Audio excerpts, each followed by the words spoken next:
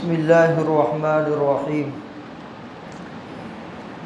اگر کسی آدمی نے سحری کی نیت سے منہ میں پاند رکھا اور پاند رکھ کر کے سو گیا،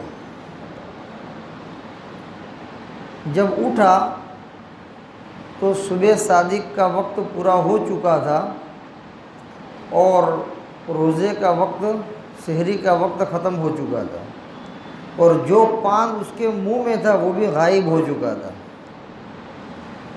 ظاہر بات ہے کہ کہاں گیا، پیٹ میں چلا جائے گا، تو اس صورت میں روزہ فاسد ہو جائے گا۔ دوسری صورت یہ ہے کہ پاند منہ میں رکھا، سویا، اور جب اٹھا تو پاند ویسا کا ویسا اس کے منہ میں موجود تھا، اس صورت میں بھی روزہ فاسد ہو جائے گا۔ اس کی وجہ ہے کہ عامتاً کوئی بھی چیز منہ میں رکھ کر کے سو جاؤ تو اس کا عرق اور اس کا رس جو ہے حلق سے نیچے اترتا ہے، یہ مشاہدہ اور تجربہ ہے۔ لہذا وہ پان صحیح سالم ہے، اس کے باوجود پان کا رس جو ہے غالب گمان یہ ہے کہ وہ حلق سے نیچے اتر چکا ہے، اس وجہ سے روزہ فاسد ہو جائے گا۔ ایک تیسری شکل، سحری کے لیے اس نے پاند کھایا اور صبح صادق سے پہلے پان چبا کر کے اس کو ختم کر دیا، منہ صاف کر دیا، کلی کر دی، اور اس کے بعد وہ سو گیا۔ لیکن چونکہ جلدی میں اس نے منہ صاف کیا تھا، اس لیے یہ سپاری کے کچھ کٹکے دانتوں کے اندر پھنسے ہوئے تھے یا اور کوئی چیز پھنسی ہوئی تھی، اور پھر سو گیا۔ سونے کے بعد دیکھا تو وہ کٹکے غائب ہو چکے تھے، جو چیز پھنسی ہوئی تھی دانتوں کے اندر وہ حلق سے نیچے اتر چکی تھی۔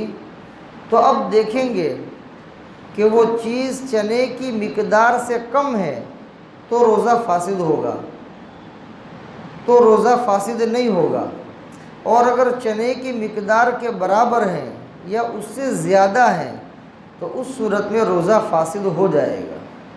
یہ تین شکلیں ہیں۔ اب اس کے اوپر دوسری چیزوں کو بھی ہم سوچ سکتے ہیں، ایسا نہیں کہ صرف پان۔ ماوا کھانے والے ہیں تو وہ ماوے کا بھی مسئلہ اس طریقے سے سمجھ سکتے ہیں، تمباکو کھانے والے ہیں تو وہ تمباکو کا مسئلہ بھی سمجھ سکتے ہیں۔ دوسرا مسئلہ، کسی روزے دار کے منہ میں ریت چلا گیا، اس نے فوراً تھوک دیا، صاف کر دیا، اور پھر جو ہے رابطے کے مطابق وہ تھوک اتارتا رہا، پھر تھوڑی دیر ہوئی تو دانتوں کے اندر ریت محسوس ہوئی، کچھ ایسی آواز آئی ریت کے ٹکرانے کی، اس کو ایسا لگا کہ واپس ریت جو ہے منہ کے اندر آ گئی ہے، یعنی پھنسا ہوا ہے کچھ، تو اس سے روزے میں کوئی فرق نہیں پڑے گا، روزہ اپنی حالت کے اوپر باقی رہے گا۔ تیسرا مسئلہ، کسی آدمی کو پائریا کی بیماری ہے، مسوڑوں سے پیپ نکلتا رہتا ہے، تھوڑا تھوڑا نکلتا رہتا ہے، اس کو پائریا کی بیماری کہتے ہیں۔ تو ظاہر بات ہے کہ وہ پیپ جو نکلے گا وہ تھوک کے ساتھ مل کر کے حلق کے نیچے کچھ نہ کچھ مقدار میں اترے گا، تو مسئلہ لکھا ہے کہ اس سے روزہ فاسد نہیں ہوتا ہے، روزہ اپنی حالت کے اوپر باقی رہتا ہے۔ وجہ یہ ہے کہ پائریا کی پیپ بہت کم مقدار میں نکلتی ہے، اور اس کے ساتھ جو تھوک ملتا ہے وہ تھوک زیادہ ہوتا ہے، تو تھوک کی زیادتی کی وجہ سے روزہ فاسد نہیں ہوگا۔ اور دوسری وجہ یہ ہے کہ اس سے بچنا مشکل ہے، آدمی کیسے اندر کوئی دوربین تو ہے نہیں کہ پتہ چلے گا کہ کتنا نکل رہا ہے، کہاں جا رہا ہے، کیا ہے، اس سے بچنا مشکل ہے۔ اس وجہ سے فقہا نے مسئلہ لکھا کہ پائریا کی پیپ اگر حلق کے نیچے اتر جائے تو اس سے روزے میں کوئی فرق نہیں پڑے گا۔ چوتھا مسئلہ، دانتوں کے اندر یا مسوڑوں کے اندر خون نکلتا ہے یا پیپ نکلتی ہے۔ اب ایک آدمی جس کو یہ بار بار تکلیف ہو رہی ہے تو وہ یہ سوچتا ہے کہ اس کو بند کرنے کے لیے کوئی منجن استعمال کر لوں یا کوئی ایسا پاؤڈر جو ہے گھس لوں جس کی وجہ سے یہ خون نکلنا بند ہو جائے، یا یہ کہ یہ پیپ نکلنا بند ہو جائے۔ تو کیا اس طرح منجن لگا سکتے ہیں، کوئی پاؤڈر لگا کر کے خون بند کر سکتے ہیں یا نہیں؟ تو لگانا جائز تو ہے۔ اگر کسی آدمی کے دانتوں میں یا مسوڑوں کے اندر یا منہ کی کسی حصے کے اندر خون نکل رہا ہے، پیپ نکل رہا ہے، تو اس کو بند کرنے کے لیے پاؤڈر یا منجن یا اور کوئی چیز لگانا جائز تو ہے، لیکن مکروہ تنزیہی ہے۔ اور شرط یہ ہے کہ اس کے لگانے کے بعد فوراً جو ہے منہ صاف کر کے کلی کر لی جائے۔